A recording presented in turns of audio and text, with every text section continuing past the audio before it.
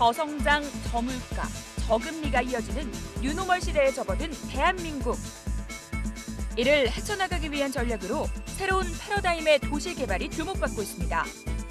기존의 대규모 개발 방식에서 탈피해 도시를 재정비하는 도시재생 사업.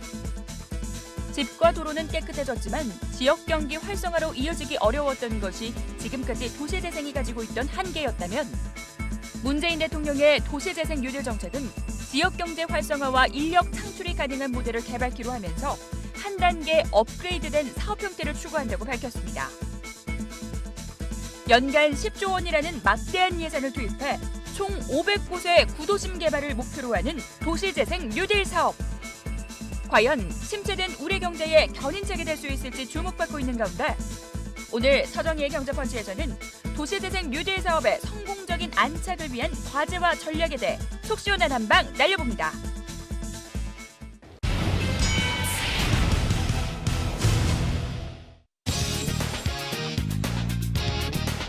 예, 안녕하세요. 서정희의 경제펀치 서정희입니다. 한국 경제의 오늘과 내일을 고민하고 통쾌한 한방으로 문제점까지 해결해보는 경제펀치. 오늘 함께해 주실 분입니다. 한국도시재생학회 김호철 회장님 모셨습니다. 예. 안녕하세요. 반갑습니다.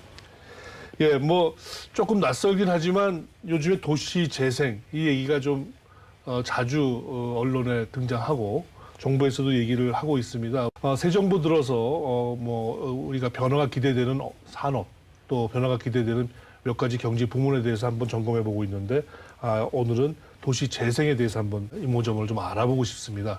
일단 도시 재생이란 말 무엇이고 이 정부 들어서 왜 이 얘기가 부쩍 이렇게 나오는 거죠? 그동안 우리가 익숙했던 단어는 재개발이죠. 네네. 어떻게 다른 겁니까? 재개발은 어떤 물리적 환경 개선, 철거를 통해서 아파트를 짓는다든지 이런 물리적 환경 개선에 초점을 맞추는 사업이고요. 도시재생 사업은 거기서 한 발 더 나아가서 경제, 사회, 문화, 역사, 환경 이런 것들을 다 아우르는 종합적인 정비 방식입니다. 또 재개발 사업에서 등한시됐던 공동체 의식 부분 이런 것들을 상당히 중요시하는 사업이라고 할 수 있겠습니다. 좀 더 넓은 의미의 그러면 그렇습니다. 개념입니까? 예, 종합적인 개념입니다. 그럼 그전에는 왜 재개발만 그렇게 주로 얘기가 되다가 왜 최근 들어서 재생이란 말이 왜 등장하는 겁니까? 우리나라의 재개발의 사업 방식은 수익성 위주, 사업성에 근거한 사업 방식입니다. 그렇죠. 원래 살던 세대 수보다 더 많은 집을 지어서 일반 분양을 통해서 사업을 하는 방식이죠. 그건 이제 고성장 시대에 가능했던 사업 방식입니다. 네. 저희가 이제 저성장 시대에 접어들면서 이런 사업성 위주의 사업 방식이 더 이상 작동이 되지 않습니다. 강남 일부 지역에서는 가능하겠지만 대부분의 그 외곽 지역에 있는 노후 주거지들 이런 데서는 사업성이 없어서 추진되지 못하고 방치될 수 있고요. 지방 도시에 있어서는 이런 문제가 더욱 심각합니다. 따라서 저성장 시대에서 재개발 방식 가지고는 이런 지역들이 방치될 수밖에 없기 때문에 재생이라는 이 기존의 환경을 좀 유지하면서 종합적으로 정비하는 이런 방식이 필요하게 된 것이죠. 왜 기존 정부에서는 도시재생 얘기를 안 했는데 이 정부는 이쪽을 시작하려고 하는지 조금 그게 확 이해되지는 않습니다. 사실 도시재생이 처음 시도된 것은 박근혜 정부에서 이전 정부에서 2013년에 도시재생법이 만들어졌습니다. 그리고 중앙정부에서 사업이 추진되었었고요. 이거를 계승받아서 어떻게 보면 좀 더 발전시키는 형태로 지금 현 정부가 추진하는 것이고요. 새롭게 갑자기 떠오르는 이런 사업은 아닙니다. 도시재생은 어떻게 보면 세계적인 추세입니다. 그리고 도시라는 거는 이게 생애 주기가 있습니다. 라이프 사이클이. 그래서 도시가 발전하다가 쇠퇴하다가 또 이 쇠퇴한 것이 재생이 되는 이게 라이프 사이클이고요. 그렇기 때문에 도시 재생을 우리가 이렇게 새롭게 뭔가 거창하게 하기보다는 원래 해야 되는 부분인 건 분명하고요. 이것이 무슨 어떤 정치적인 부분이 있는지는 모르겠지만 어쨌든 간에 우리 학자들의 입장에서는 이 노후 주거지 부분 또 도시 경쟁력을 강화시키기 위해서는 뭔가 도시 재생을 통해서 도시를 발전시키고 이런 노력들이 반드시 필요하다고 저희들은 생각하고 있습니다.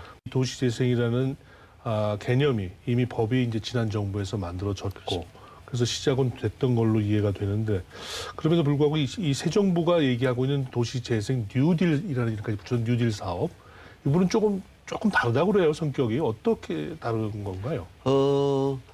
도시재생 사업의 사업 유형이 이제 근린재생형과 경제기반형 사업 유형이 있습니다. 네네. 다르다기보다는 근린재생형, 노후 주거지 부분에 조금 더 초점을 맞추는 그런 방식으로 보이고요. 그리고 뉴딜이라는 단어를 붙인 건 아마도 현 정부에서 가장 지금 중시 여기고 있는 일자리 창출, 아하. 이 부분과 도시재생을 연계시키고자 하는 그런 의지가 뭐 반영된 것이 아닐까요? 그럼 기존 박근혜 정부 때는 아까 말씀하신 경제 기반형 이쪽에 좀 더 초점이 맞춰져 있었다는 뜻인가요? 양쪽을 같이 갔었습니다. 그래서 물론 이제 경제 기반형은 규모가 크기 때문에 네네. 많은 수의 사업을 할 수는 없었고요. 네. 박근혜 정부에서는 아까 말씀드린 것처럼 제도를 만들었고 도시재생이 태동하는 이 정도의 역할이었고요. 현 정부에서는 어떤 지역사회에 기반을 둔 네네. 여러 가지 지역사회 조직들 이런 사람들이 주도하는 그 주거지 재생 이런 쪽이 상당히 중시 여기고 있는 뭐 그런 정책 방향이라고 생각합니다. 기존에 이미 진행되고 있는 것 중에서 좀 저희에게 좀 이름이 알려졌을 만한 그 사업 지역이 있던가요? 어떤 것들이 있죠? 예, 중앙정부의 이제 선도 지역이라고 2014년에 선정된 네네. 곳이 있는데요. 사업 기간은 4년이었습니다. 네. 거기에 보면 이제 대도시에 있어서 서울에서는 창신 숭인 지역이라는 것이 아하, 있었고요. 예. 지방에서는 뭐 영주, 경북의 영주, 전남의 순천 이런 곳들이 이제 그 주거지 재생형으로 있었고 뭐 경제 기반형은 부산이 포함되어 있었습니다. 네네. 지금까지 진행되어 온 과정에서 또 전반적인 전문가로서의 평가는 어땠습니까? 초기 단계이기 때문에 도시 재생이 뭐 제대로 추진되지 못했다는 이런 비판을 좀 받고 있고요. 네. 여러 가지 지금 시행착오를 겪는 과정입니다. 네. 그렇지만 도시 재생이라는 거는 이런 과정이 상당히 중요합니다. 네네. 이거를 시행착오를 겪고 이거를 다시 시정하고 또 발전시키고 이런 과정이 상당히 중요한 부분이어서 이게 장기적인 사업인 겁니다. 그래서 그런 지금 단계를 겪고 있다고 이해하시면 될 것 같습니다. 네네네. 그 아까 재개발하고 비교를 해주시면서 거기는 이제 대단히 별로 수익성을 따져서 개발을 하고 그래서 일반 분양도 하고 그런다고 얘기를 해주신 반면에 이제 이런 도시 재생은 좀 차원이 다르고 현재 거주민들을 중심으로 이렇게 한단 말이죠.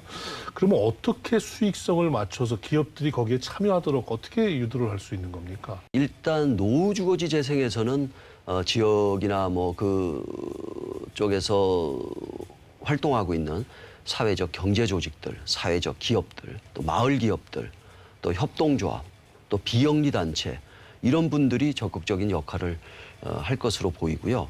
뭐 아까 말씀하신 것처럼 뭐 도심의 뭐 큰 부분을 하는 사업이 된다면 대기업, 뭐 건설업체 이런 쪽의 역할도 뭐 어느 정도 가능하리라고 생각을 합니다. 그게 사회적 기업이든 일반 기업이든 기업이 달려들려면 손해보고는 할 수 없는 거 아니겠습니까? 그렇습니다. 그러니까 수익성을 보장을 해줘야 될 텐데 수익성이 보장이 될까요? 정부에서 지금 이 도시재생 사업에 매년 10조라는 재원을 제시를 했습니다. 네네. 그 얘기는 결국은 공공투자를 말하는 것으로 이해하고 있고요.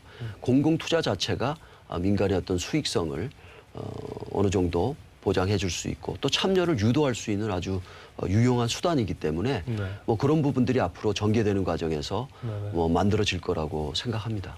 그러면 일종의 어떤 정부의 지원, 서브시디를 통해서 그 수익성을 맞춰준다 뭐 이렇게 되는 건가요? 마중물 사업이라고 요새 많이 단어를 쓰죠. 네. 그래서 이 마중물이 되는 이런 것들을 공공 재원을 통해서 네. 건설이 된다면 네. 이게 결국은 뭐 개발의 어떤 수요를 창출시킬 수도 있고요. 일자리 창출을 위해서도 공공 부문에서 몇 명을 뽑는다. 새로 채용을 한다. 지금 여기도 매년 10조 큰 돈입니다. 어마어마하게 큰 돈인데 어떻게 재원 조달 방안이 나와 있습니까?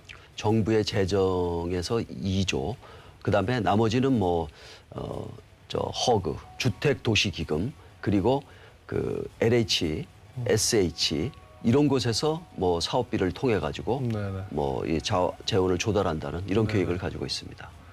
그거에 따른 어떤 나름 지금은 모르지만 몇 년 뒤에 또는 다음 정부에 가서 어떤 부작용이라든지 문제점이라든지 이런 게 또 제기될 수 있는 소지는 없을까요? 일단 원래 그 고유의 용도라는 것이 있을 업무라는 것이 있을 것 같습니다. 허그가 가지고 있는 이 주택도시기금의 용도가 있을 거고요. LHSH의 어떤 고유의 사업 영역이 있을 것입니다. 그래서 과도하게 이런 부분들이 도시재생에 투여된다면 원래의 기능이 좀 약화될 수 있는 부분이 좀 우려가 되는데 그건 결국은 뭐 기업에서 본인들의 어떤 사업의 어떤 방향을 도시재생과 연계시키는 이런 방향으로 스스로 개척을 해야 될 것 같고요. 제가 생각하는 이 재원의 어떤 방법이라 그럴까 그것은 국토교통부뿐만 아니라 뭐 문화체육관광부라든지 뭐 농림부라든지 이런 쪽에 도시재생과 유사한 그 부처의 사업들이 있습니다. 네. 여기에 들어가는 재원들이 있기 때문에 이런 것들을 같이 통합해서 좀 운영을 도시재생이라는 틀 안에서 운영을 하면 어느 정도 그 재원에 대한 부담을 좀 줄일 수 있지 않겠는가 그런 생각이 들고요. 네. 지자체에서도 사실 도시재생에 관련된 어느 정도의 그 유사 사업들이 있지 않습니까? 이런 것들도 좀 같이 아우러서 하고 네네. 또 민간의 어떤 자본도 활용을 하고 뭐 이런 노력이 필요하겠죠. 네네. 상당히 짧은 기간에 너무 이렇게 성과를 내기 위해서 이렇게 서두르다 보면 오히려 예상치 못한 부작용 같은 게 생기지 않겠는가 하는 그런 부분입니다. 속 매년 10조씩 5년이면 50조인데 상당히 방대한 양의 돈이 뿌려지는 겁니다. 일종의 뿌려지는 겁니다. 그래서 이럴 경우 어떤 경제 전체의 어떤 흐름에 어떤 뭐 좀 부작용이 나올 수도 있는 거 아닌가 하는 걱정들을 하시는 분들도 있어요. 어떻게 보십니까? 예. 뭐 일단 도시재생의 사업 성격을 좀 말씀드리자면 도시재생은 점진적으로 조금씩 개량해서 그렇죠. 네네. 지역에 필요한 시설도 있고 생활을 편리하게 하고 뭐 이런 사업입니다. 네네. 장기적인 관점에서 접근이 돼야 되죠. 그래야 되는 거죠. 예. 근데 아까 말씀하셨듯이 마치 이게 뉴딜 정책에서 일자리 정책, 어떤 성장 정책하고 이렇게 맞물려 버리는 듯한 그런 느낌을 조금 주는 것 같아서. 도시재생에 이런 지대한 관심은 상당히 뭐 필요하고 또 시의적절하다고 인정을 합니다만 어떤 사업 개수라든지 뭐 정부의 재원 규모라든지 이거에 너무 집착하지 않고 좀 장기간의 플랜을 세우고 현 정부에서 도시재생이 발전하는 토대를 제대로 마련해 주는 역할만 하더라도 상당히 그 의미 있는 그런 정부의 역할이라고 생각이 되고 있고요. 그다음에 도시재생의 이 모습이 우리나라 경제 전반과 연결시키기에는 아직까지는 결이 좀 다른 이런 부분이 있는 것 같습니다. 네네. 기본적으로 노후 주거지를 좀 살기 좋게 또 좀 주거 환경도 개선하고 뭐 이런 차원에서 접근을 하는 것이기 때문에 물론 이제 뭐 십절한 큰 돈이 있는 건 사실이지만 어차피 그거를 우리가 뭐 그 SOC라든지 지역의 어떤 환경 개선, 주차장, 뭐 도로 확보, 그다음에 뭐 CCTV 설치 이런 식으로 한다면 네. 그게 뭐 우리나라 경제를 좌지우지할 정도의 네. 그런 역량까지 생각하는 건 조금 아직은 이르지 않겠는가 네, 네, 하는 네. 생각이 듭니다. 네, 뭐 먼저 부작용부터 생각하기보다는 오히려 그렇습니다. 선순위로 하리라고 기대를 해보고요. 아까 재원 얘기를 이제 먼저 해봤는데 이 재원은 나름 2조는 이제 정부 재정에서 나머지 8조는 각종 뭐 기금이나 공공기관 사업비로 이렇게 한다고 그랬는데 나름 뭐 이걸 이렇게 뭐 타당하게 잡혀 있는 겁니까? 어떻게 보십니까? 뭐 여태까지의 재원 규모에 비하면 막대한 금액입니다. 네. 예. 재생이라는 것은 사실은 공공성을 기반으로 하기 때문에 사실 공공의 지원이 우선되면 이 사업이 추진되기 상당히 좋습니다. 근데 여태까지는 그런 걸 관심이 없었기 때문에 안 했죠. 그래서 이 재원 규모에서는 뭐 과거의 어떤 정부보다는 비교할 수 없을 정도의 네. 이런 막대한 재원이 지금 들어간다고 발표가 됐고요. 뭐 사실은 많으면 많을수록 좋긴 하겠죠. 그만큼 공공성이 더 확보가 될 수가 있을 테니까요. 네네. 그리고 그걸 통해서 어떤 일자리 창출이라든지 또는 민간의 어떤 발전까지 도모할 수 있다면 뭐 상당히 의미 있는 돈이. 여기서 10조라는 건 그 정부 공공부문에서 이렇게 투자하는 것만을 얘기합니까? 융자, 대출, 빌려주는 것까지 다 포함하는 거죠? 그렇죠. 수용자를 기금이 들어가 위해서? 있기 때문에요. 그럼 나중에 언젠가 회수가 돼야 된다는 거 아니겠습니까? 뭐 출자의 형태도 있을 거고요. 뭐 보증의 형태도 있을 거고 네. 또 뭐 회수의 형태도 있겠지만 장기 저리일 가능성이 있겠죠. 네네. 그렇다면 뭐 기존에 있던 사실 재생 사업에 하는데 누가 금융권에서 그렇게 큰 돈을 또는 뭐 저리로 빌려주지 않을 테니까요. 네네. 뭐 그거는 어떻게 보면 공공의 지원의 형태라고 볼 수 있겠습니다. 결국은 저는 개인적으로 이게 수익성이 문제가 될 수도 있겠다는 느낌이 드는 게요. 지금 많이 저금리가 돼서 민간 금융회사에서도 나름 수익성이 조금이라도 확보가 되면 하려는 의사가 있을 수도 있는 것 같아요. 근데 일단 정부가 들어가게 되면 좋은데 나중에 수익성이 만약 안 나고 이게 계산이 잘 안 나오면 혹시 기금이라든지 정부 사업비로 나갔던 돈이 회수가 안 된다든지 떼인다든지 이런 가능성 없을까요? 해외 같은 경우도 이런 그 공공 지원을 보면요. 정부가 채무 보증을 하는 이런 경우도 있습니다. 네네. 그런 걸 통해 가지고 뭐 안정적인 재원 확보를 하는 것이 있고요. 이거는 사실은 기존에 생각하는 민간 도시개발 사업, 부동산 개발 사업과는 조금 차원이 다른 부분이기 때문에 이걸 통해서 얻어지는 어떤 사회적 이익들이 있습니다. 네. 뭐 그 안에 살고 있는 고령화 문제라든지 네. 또는 청년층, 젊은 층의 어떤 주거 문제를 해결한다든지 어차피 그런 데 정부의 예산도 들어가고 하는 것이기 때문에 이거와 연결될 수 있는 부분들이 있기 때문에 이게 반드시 무슨 뭐 수익성 뭐 이것만 얘기할 수 있는 사업은 아니겠죠. 물론, 네. 부분적으로 수익성에 문제가 생기고 나중에 일종의 어떤 대위 변제액이 생긴다 하더라도 그건 이 사업의 어떻게 보면 순기능을 감안해서 어느 정도 인정을 해야 된다는 말씀. 저는 그렇게 생각합니다. 어떻게 우리가 지불해야 되는 사회적 비용을 네네네. 뭐 줄일 수 있는 측면이 분명히 존재하기 때문에요. 네네. 일단 재원 확보 방안이 이제 그렇게 어느 정도 실탄이 됐다고 한다면 어디에서부터 시작할 거냐는 도 관심이에요. 도시재생 뉴딜에서 발표한 건 노후 주거지 재생에 많은 초점을 맞추고 있는 건 사실이고요. 뭐 그러다 보면 이제 결국은 뭐 대도시에 있어서 사업성이 없어서 그동안 방치되었던 이런 노후 주거지들, 네. 지방 도시의 아주 낙후 지역들, 이 노후 주거지들, 뭐 이런 부분들이 일단 대상이 될 것 같고요. 네네. 그리고 이게 일자리 창출과 뭐 여러 가지 그 경제적인 활력 이런 것과의 사회적 요구가 커진다면 뭐 아까 말씀하신 것처럼 도심에 선택적으로 아주 뭐 적은 숫자가 될 수 있을지 모르겠지만 그런 쪽의 도시재생 사업도 필요하다고 생각을 합니다. 그 가까이 일본 사례가 지금 얘기가 많이 되고 있습니다. 나름 도시 재생을 우리보다 아주 일찍 앞서서 진행을 해왔고 비교적 성공을 하고 있다. 그래서 아주 저성장의 늪에서 빠져나오는 데서도 이 도시 재생 사업이 기능을 많이 했고 동경이라고 하는 오래된 큰 대도시가 새로 탈바꿈하는 데도 많은 기여를 했다 이렇게 보는데 일본의 도시 재생 사업 어떻게 평가하고 계십니까? 일본의 도시 재생은 처음의 시작은 버블 경제, 붕괴에 따른 경제 회생을 도시 재생에 초점을 맞추었습니다. 네네. 그래서 우리나라에서 지금 하고 있는 이거와는 약간은 좀 출발이 다르고요. 네네. 결국 일본도 그런 경제 회생에 초점을 맞춰서 가다가 너무 그 중앙정부 주도의 하향식 이런 정비 방식이었다. 그리고 대도시 중심에 너무 이런 부분이 있었다는 반성하에서 지금은 어떻게 지금 우리가 지금 생각하고 있는 밑에서부터의 어떤 개발 또 지방도시까지 영역을 확대하는 이런 부분입니다. 네. 단 이제 어떤 그 도심 지역에서의 고도의 어떤 그 도심의 효율적 이용들.